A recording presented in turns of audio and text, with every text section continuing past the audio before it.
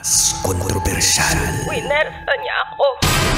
Mas pinainit. Ramdam ko ang halik niya sa leeg ko. Bababa sa aking. At mas pag-uusapan. Tinanggal niya bigla yung panty ko. Mga sikretong dito mo lang mapapakinggan. Top Secrets. Top Secrets. Top Secret. Top Secrets.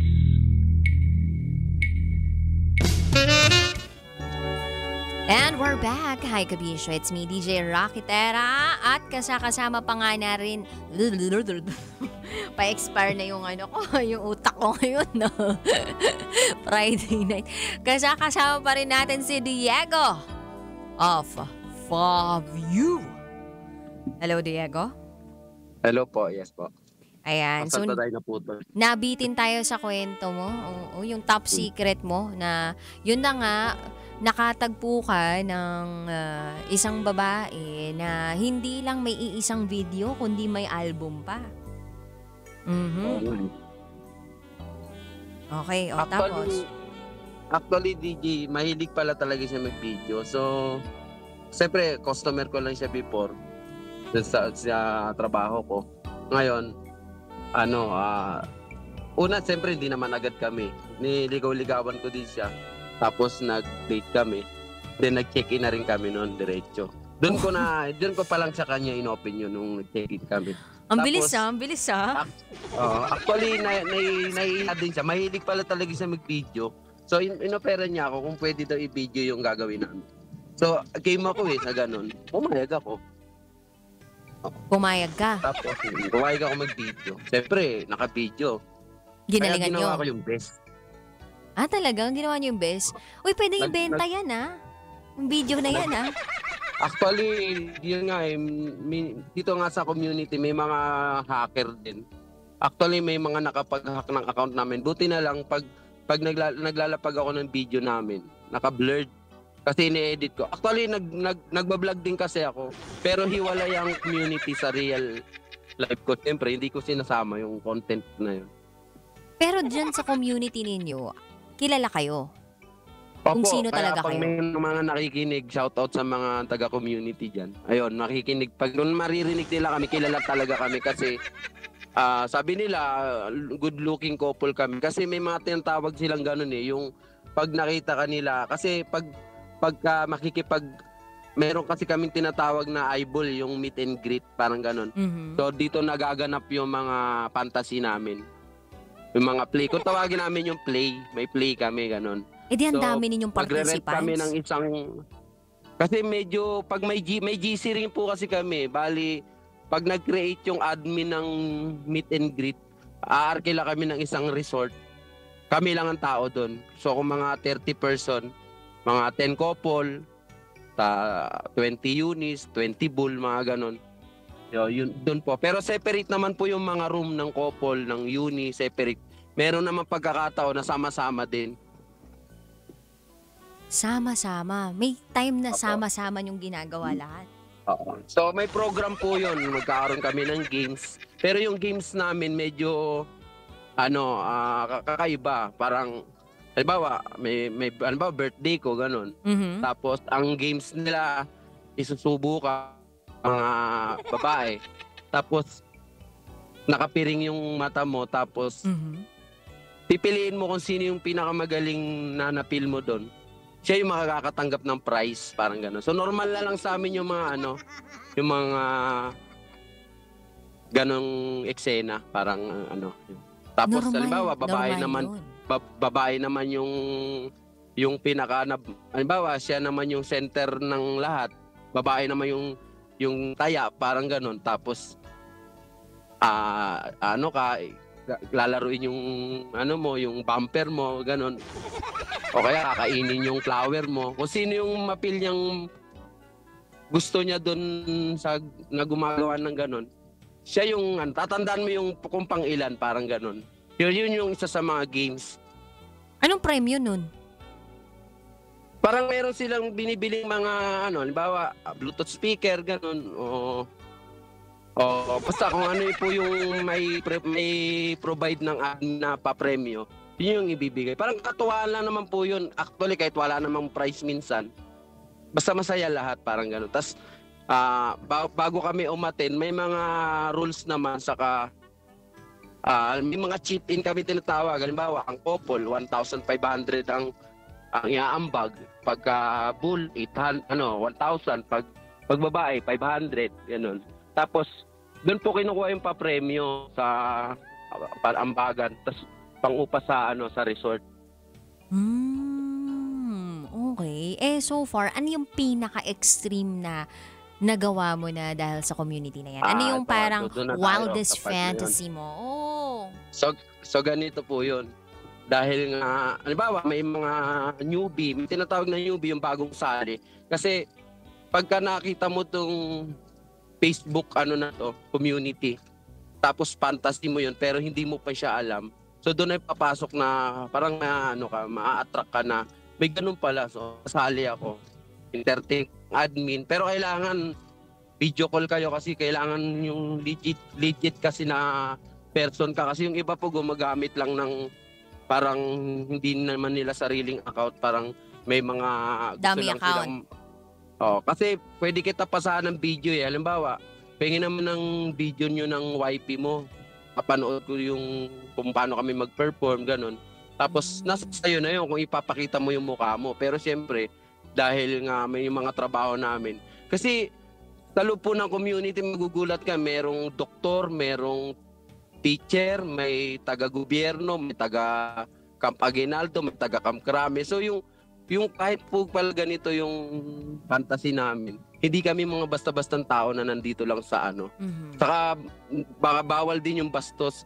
Kahit na ganun yung fantasy namin, bawal ka pa rin mga bastos ng basta-basta. So hindi ka pwede magbitaw ng mga salita na hindi ka tanggap-tanggap.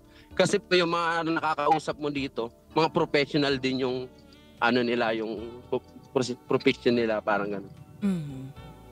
Tulad nitong ihatid ko, may position sa company. Parang pinalo ka.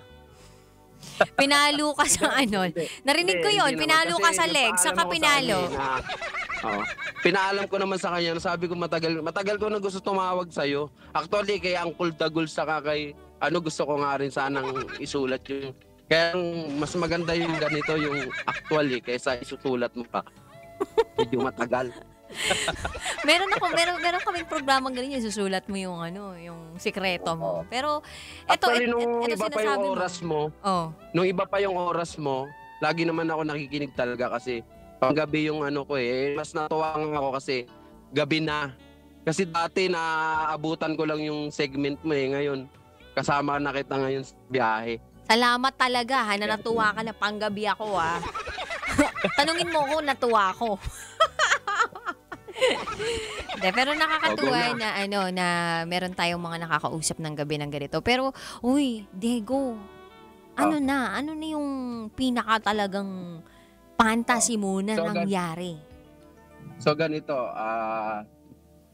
yun nga, ngayon mamimili na yung, halimbawa, ako, gusto ko mag-play kami ni YP, magkikemi kami sa harap ng maraming, kung sino yung welcome lang na manood sa amin sa isang room. So gagawa na. May bayad yun, wala? Ano po? May bayad yun o wala? Wala po kasi bawal po yun pagka fantasy lang. Ang lagi naming deal, nakikipag-deal na daw ball money. So ang pinaka-involved lang doon, yung magbabayad ka lang ng ambag mo sa para resort, ganun. Saka magdadala ka ng isang Alfonso. Ganun. Yun lang pinaka-gastos doon. Okay, so meaning magre-renta kayo ng place tapos i-invite nyo lang doon yung mga manunood. Oo. Tapos kung sino yung mga gusto mong i-welcome na manood, kasi hindi naman po pwede lahat makapasok doon sa tawag namin doon red room, playroom. Ilang tao ba dapat? Depende ba sa cashier po sa room. Siguro kami kasi pag kami nagpi-play, ang namimili lang kami, siguro mga 5 tao lang ang pwede manood o 6. Iba-iba yun, lalaki, babae. Usually couple po. Para kapag nag-init sila, pwede na sila mag-join.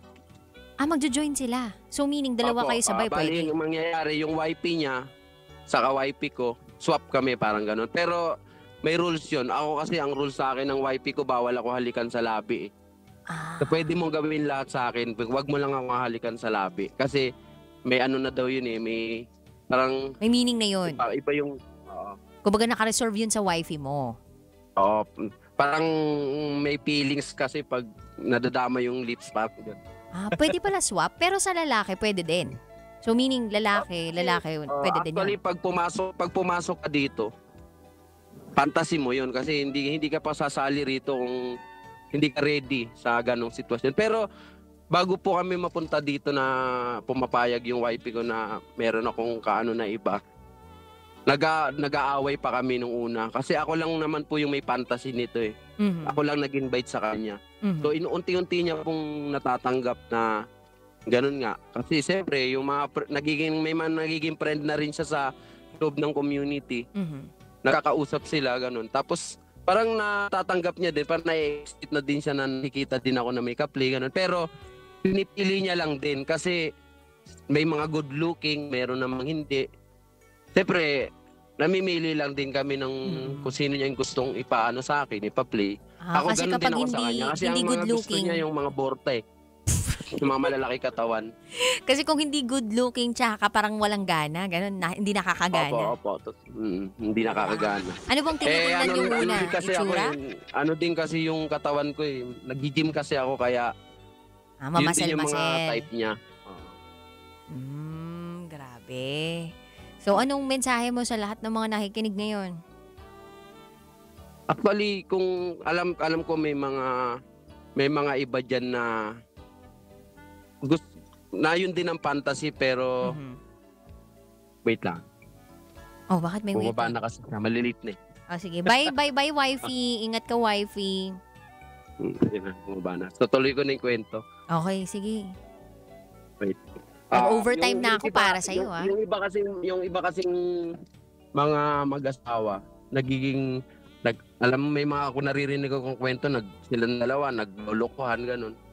Why bakit hindi na lang kayo sumali sa mga ganitong na community na tingin ko kasi medyo tumibay ang relasyon namin nung sumali kami dito eh. Kasi hindi na namin kailangan mag-cheat sa isa't isa eh. Kasi nakukuha naman namin dito eh. Ang kagandahan lang kasi dito, nag-cheat ka nang walang feelings na involved. Alam mo yun? Wow. Kagandahan dito, nag-cheat ka na walang tawag lang, feelings. parang hanap lang ng katawan. Kasi, di ba, before naman naging kami, niloloko niya yung partner niya before. Ganon din ako. So, nung maging kami, hindi na kami naglolokohan sa isa't isa. So, yun yung naging advantage lang dito. Pero alam mo, ang naiisip ko dun sa community na meron kayo, kung yan ang thinking ng isang tao, then sumali sa community ninyo. Pero kung hindi naman ganyan yung prinsipyo, values, tsaka hindi ganyan yung preference ng tao, wag sumali kasi hindi maintindihan. Yung mga nakakaintindi sa inyo, gustong gawin yung ginagawa ninyo, yon, open na open kayo dun sa mga taong yon. Pero kung hindi ganun yung pananaw nyo sa buhay, preference ninyo, wag nyo nang susubukan. Actually, yung kaya ako na-equate to, yun nga, sabi nila may sakit. Actually, may tawag nga doon, inaaral ko rin naman, ba't ako ganito eh. Mhm. Sabi ko, ano ba, yung buyur ata yung nakita ko. Yung nag-enjoy ka nang naninilip ka, parang ganun.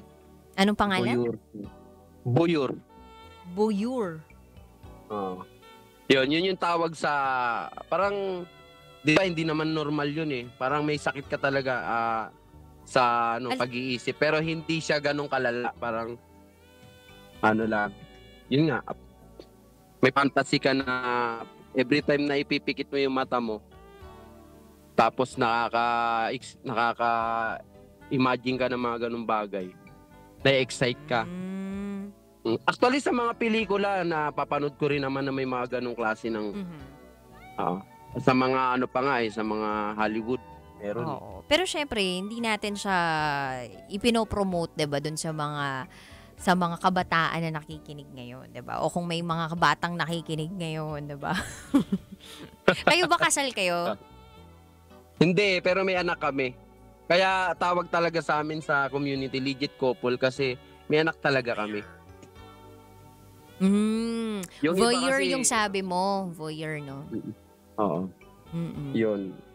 So, yun nga. Hanggang ngayon, active pa rin kami. Shout out. Binabati ko nga pala yung mga mga kasama mo sa community. Oo, community. Actually, may mga nakikinig dyan sigurado. Ayan. Baka mamaya nga may mag-PPM na eh. Pero biglaan lang tong tawag ko. Kaya nga nasa highway kami. Oh, thank you Pero thank you sa pag-share mo sa amin itong top secret mo. Grabe, pang SPG talaga to. Ang lupit mo. Diego, iba ka. Akala ko naman, Diego, nagbago ka na. Charot with the rot. Thank you so much, Diego. Ingat. Sana maging payapa, maayos ang inyong buhay sa mga desisyong tinahak ninyo sa buhay. Ayan. Actually, lagi naman kami safe. Hindi naman kami nagpi-play ng walang protection. Ayun. Sige. Thank you. Okay. Bye-bye. Salamat.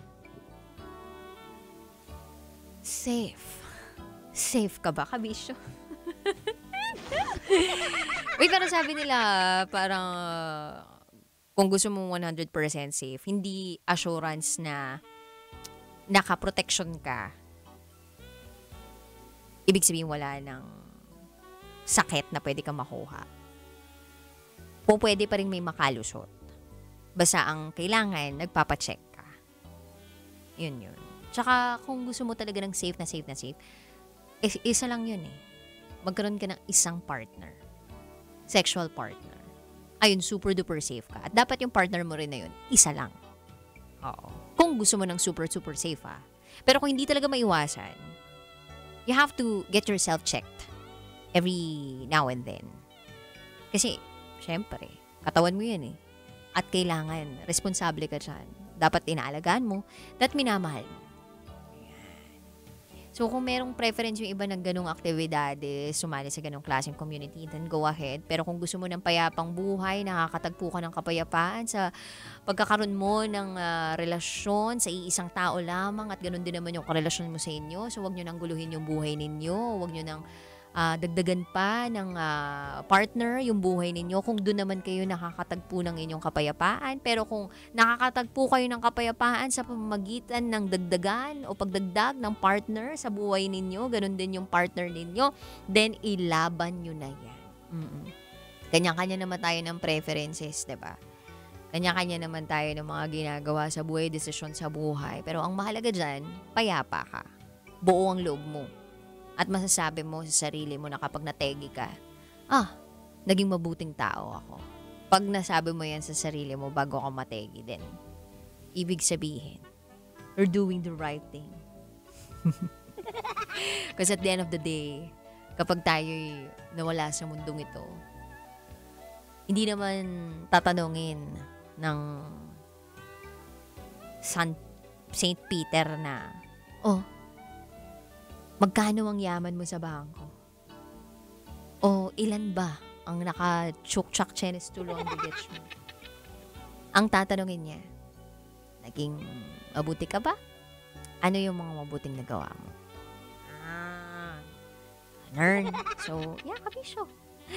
Every day, we need to strive to be the best version of ourselves and share the love and be kind to everybody. At dyan po nagtatapos ang ating Friday night. And actually, Saturday na po ngayon. Nag-overtime na naman ang inyong Basa Princess. Ibang klase talaga. Ang dedication ng Basa Princess ninyo sa trabaho, overtime. Maraming salamat. This has been your Basa Princess, ang babaeng tagapag-protekta, tagapagsiwalat ng inyong pinakatatagong sikreto. At huwag kayong mag-alala, your secrets are safe with me. This is me, DJ Rocketera, at kinakatutok dito sa 90.7 Love Radio. Kailangan pa bang i-memorize yan? Basic. Good night and have a nice weekend, everybody. Kailangan pa bang i-memorize yan? Love Radio Basic!